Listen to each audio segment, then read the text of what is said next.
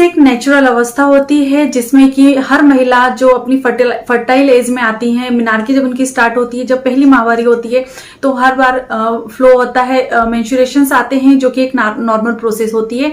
और ये कहीं पर भी ये जो पीरियड्स होता है ये किसी भी तरीके की कोई बीमारी नहीं है, ये एक नॉर्मल प्रोसेस होती है। तो जब किसी महिलाओं को हर महीने जब पीरियड्स आते हैं तो अगर कम दर्द होता है या फिर नॉर्मल ब्लीडिंग होती है तो वो एक नॉर्मल प्रोसेस होती है। लेकिन अगर इसमें बहुत ज्यादा क्लॉट्स आने लगे पीरियड्स के दौरान, जो उनकी जो फ्लो हो रहा है, जो ब्लीडिंग हो रही है, उसमें अगर बहुत ज्यादा मात्रा में क्लॉट्स आने लगते हैं तो फिर ये थोड़ी सी असामान्य बात हो सकती है। अगर पीरियड्स में थोड़ी भी कुछ कमी हो जाए या तो उसमें कुछ भी असामान्यता हो तो ये एक चिंता का विषय बन जाता है। और बहुत सारी महिलाएं जो ऐसी होती हैं जिन्हें पूरी तरह से नॉलेज नहीं होती है, अगर वहां पीरियड्स में उनको क्लॉट्स नजर आते हैं तो वो काफी ज्यादा डर जाती हैं और परेशान हो जाती है कि आखिर उनके साथ ऐसा हो क्यों रहा है। तो अगर नॉर्मल ब्लीडिंग हो रही है, नॉर्मल चीजें हो रही हैं तो ये एकदम नेचुरल है, इसमें कोई भी किसी भी तरीके की कोई प्रॉब्लम नहीं है।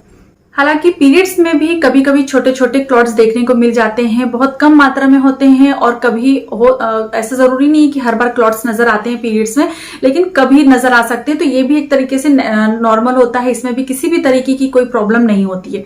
प्रॉब्लम कब शुरू होती है? जब आपको हर पीरियड्स में बहुत बड़े बड़े मतलब बड़े बड़े क्लॉट्स अगर आपके पीरियड्स में नजर आए और इतनी ज्यादा आपको हेवी ब्लीडिंग हो और क्लॉट्स के साथ ब्लीडिंग हो, जब आपको हर 2 घंटे में पैड जो है चेंज करने पड़े या टेम्पन्स जो है वो हर बार चेंज करने पड़े लगातार कम फ्रीक्वेंसी में, तो फिर ये थोड़ी सी चिंता का कारण हो सकता है। तो इसके पीछे आपको वजह जानने की जरूरत होती है। तो आज की इस वीडियो में हम बात करने वाले हैं कि क्या पीरियड्स में क्लॉट्स आना नॉर्मल है या एबनॉर्मल है, और अगर पीरियड्स में क्लॉट्स आ रहे हैं तो उसके पीछे क्या कारण हो सकते हैं।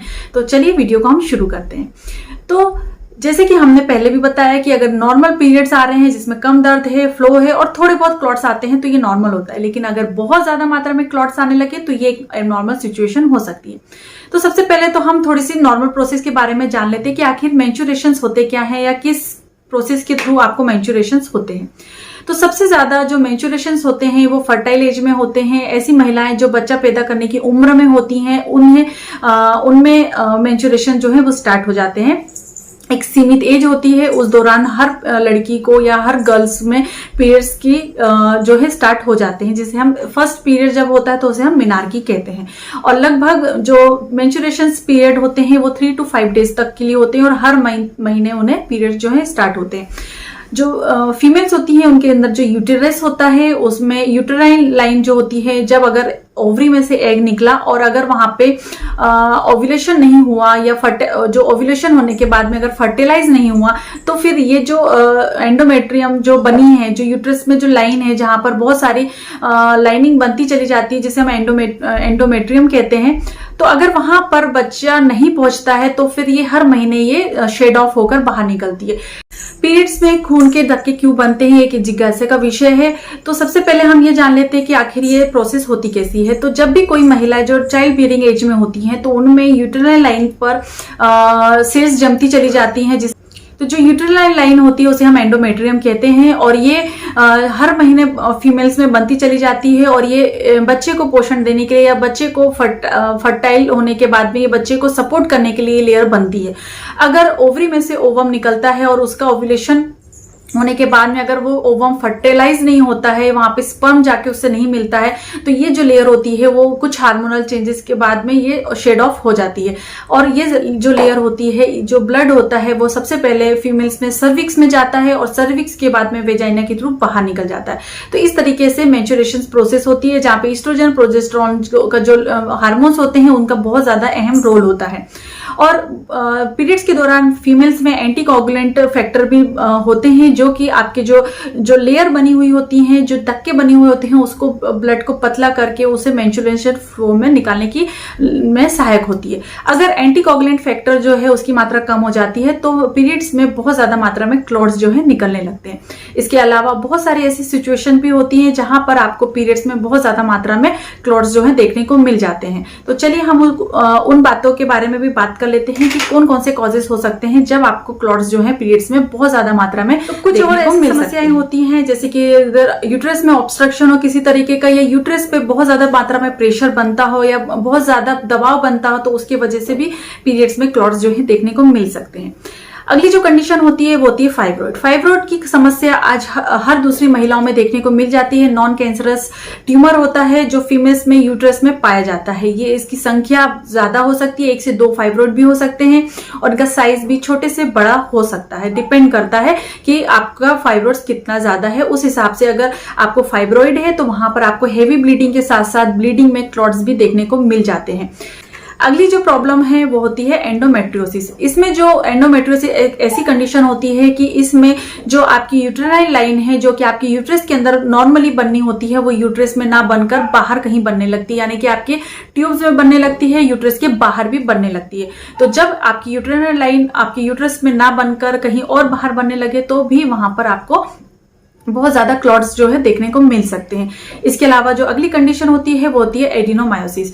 इस कंडीशन में यूट्रस में ही बहुत ज्यादा मात्रा में यूट्राइनल लाइन बनने लगती है। यूट्राइनल लाइन बनने के बाद में वहां पर काफी ज्यादा हेवी ब्लीडिंग होती है, साथ में क्लॉट्स भी देखने को मिल सकते हैं। मिस कैरेज के कंडीशन में भी ऐसा होता है कि आपको बहुत ज्यादा हेवी ब्लीडिंग होती है और वहां पे क्लॉट्स भी देखने को मिल जाते हैं। तो जब भी बच्चा जो ओवम होता है फीमेल्स का ओव्यूलेशन के बाद अगर फर्टिलाइज होता है और वो यूट्रस में जाकर चिपक भी जाता है, लेकिन कुछ कंडीशन की वजह से, हार्मोनल बदलाव की वजह से कभी कभी ऐसा होता है कि फीमेल्स में मिस कैरेज हो जाता है और जिसकी वजह से वहां पे हेवी ब्लीडिंग के साथ साथ क्लॉट्स भी देखने को मिल सकते हैं।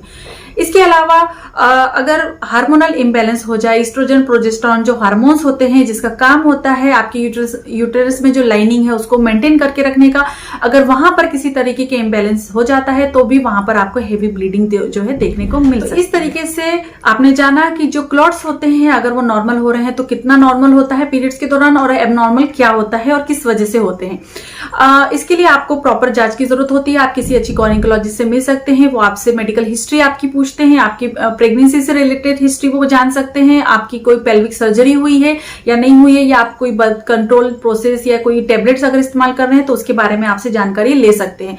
और कभी कभी अगर ठीक तरीके से नहीं पता लगा पाने की कंडीशन में कुछ इमेजिंग टेस्टिंग भी कर सकते हैं, कुछ अल्ट्रासाउंड्स कर सकते हैं, MRI भी जैसी प्रोसेस भी की जा सकती है जांच करने के लिए कि आपकी क्या समस्या हो रही है और क्या प्रॉब्लम हो रही है आपकी बॉडी में। ट्रीटमेंट की बात करें तो हार्मोनल थेरेपी होती है जिसमें आपको हार्मोन्स रिप्लेसमेंट करके आपकी बॉडी में मेंटेन किया जाता है यूट्राइनल लाइन को, ताकि आपकी हेवी ब्लीडिंग ना हो और क्लॉट्स ना बने अकॉर्डिंग टू कॉज। इसके अलावा कभी कभी सर्जरी करने की भी नौबत आ जाती है, जैसे अगर फाइब्रॉइड की कंडीशन है और फाइब्रॉइड बहुत ज्यादा मात्रा में बड़ा है तो वहां पे हिस्टेक्टोमी करी जाती है या मायोटोमी की जाती है। डिपेंड करता है साइज और उसकी संख्या पर कि आपका किस तरीके का फाइब्रॉइड है। और कुछ होम्योपैथी मेडिसिन भी होती हैं, तो इसके बारे में हम नेक्स्ट कभी किसी वीडियो में बात करेंगे।